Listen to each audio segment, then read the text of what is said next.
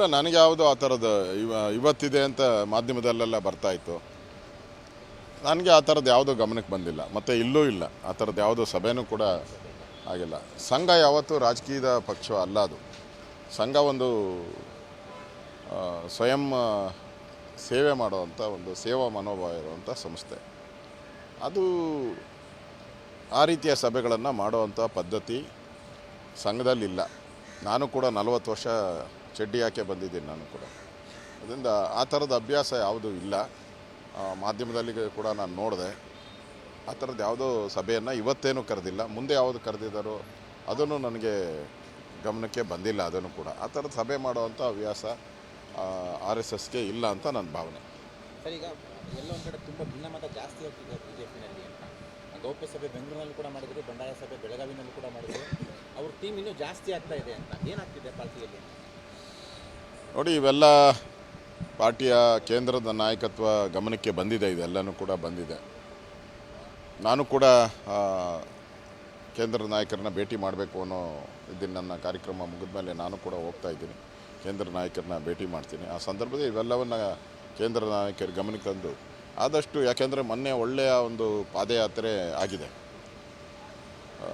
ಎಲ್ಲರೂ ಕೂಡ ನಮ್ಮ BJP ಎಲ್ಲ ನಾಯಕರು ಭಾಗವಹಿಸಿದ್ದು. ಅದೊಂದು ಸಾಮೂಹಿಕ ನಾಯಕತ್ವ. ಮಾಧ್ಯಮದಲ್ಲಿ ಅವ್ರಿಗೆ ಇವ್ರಿಗೆ ಅಂತ ಮಾಡ್ತಾರೆ, ಅದೆಲ್ಲ ಸುಳ್ಳದು. ಸಾಮೂಹಿಕ ನಾಯಕತ್ವ ಅಡಿಯಲ್ಲಿ ನಾವೆಲ್ಲ, ನನಗೂ ಕೂಡ ನಮ್ಮ ಕೇಂದ್ರದ ರಾಷ್ಟ್ರೀಯ ಪ್ರಧಾನ ಕಾರ್ಯದರ್ಶಿ ಸಂತೋಷ್ ಅವರು ಫೋನ್ ಮಾಡಿದರು. ಆ ಕಾರ್ಯಕ್ರಮ ಆಗಬೇಕು. ಕಾಂಗ್ರೆಸ್ ಸರ್ಕಾರದ ಒಂದು ನಿಜ ಬಣ್ಣ ಜನಗಳಿಗೆ ತಿಳಿಬೇಕಾಗಿದೆ. ಮೂಢ ಹಗರಣ ಇರಬೇಕು, ವಾಲ್ಮೀಕಿ ಹಗರಣ ಇರ್ಬೋದು, ಮತ್ತು ದಲಿತರ ಹಣ 25,000 ಕೋಟಿ ಬೇರೆದಕ್ಕೆ ಟ್ರಾನ್ಸ್ಫರ್ ಮಾಡಿರೋವಂಥದ್ದು. ಇದೆಲ್ಲ ಕೂಡ ಚರ್ಚೆ ಭಾಳ ಗಂಭೀರವಾದ ವಿಚಾರ. ನೀವೆಲ್ಲ ಪಾಲ್ಗೊಳ್ಬೇಕು ಅಂತ ನನಗೂ ಕೂಡ ಸಂತೋಷಿಯವರು ಫೋನ್ ಮಾಡಿ ಹೇಳಿದರು.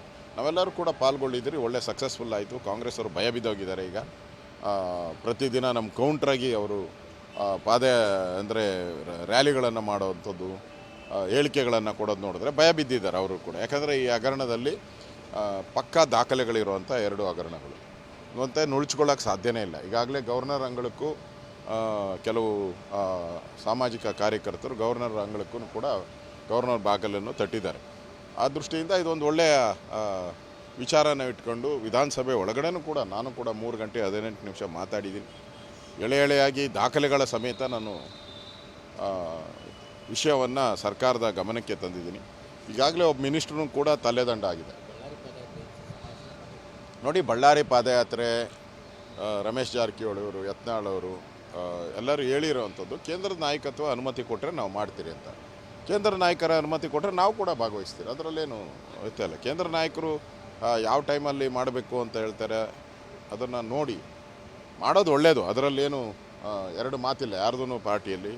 ಯಾಕಂದರೆ ಮೊದಲೇ ತೀರ್ಮಾನ ಆಗಿತ್ತು, ಬಳ್ಳಾರಿದ ಮತ್ತು ಮೂಡಾದ ಅಂತ ಮೊದಲೇ ತೀರ್ಮಾನ ಆಗಿತ್ತು. ಫಸ್ಟ್ ಮೂಡಾದ ಮಾಡಬೇಕು ಅನ್ನೋ ತೀರ್ಮಾನ ಪಾರ್ಟಿಯ ನಮ್ಮ ಹೈಕಮಾಂಡು ಹೇಳಿತ್ತು. ಅದಕ್ಕೋಸ್ಕರ ನಾವು ಮಾಡಿದ್ದೀವಿ. ನೋಡಿ, ಸಣ್ಣ ಪುಟ್ಟ ವ್ಯತ್ಯಾಸ ಇರೋದು ನನ್ನ ಗಮನಕ್ಕೂ ಬಂದಿದೆ, ಪತ್ರಿಕೆಯಲ್ಲೂ ಬಂದಿದೆ, ಅವರು ಕೂಡ ಮಾತಾಡಿದ್ದಾರೆ. ಸೊ ಅದೆಲ್ಲವನ್ನು ಕೂಡ ಈಗಾಗಲೇ ಯತ್ನಾಳ್ ಅವ್ರನ್ನ ಹಲವಾರು ಬಾರಿ ರಮೇಶ್ ಜಾರಕಿಹೊಳಿ ಅವ್ರನ್ನ ಕೇಂದ್ರದ ನಾಯಕರು ಕರೆಸಿ ಮಾತಾಡಿದ್ದಾರೆ. ಸೊ ಅಲ್ಲೇನಾಯಿತು ಅಂತ ನನಗೂ ಗೊತ್ತಿಲ್ಲ.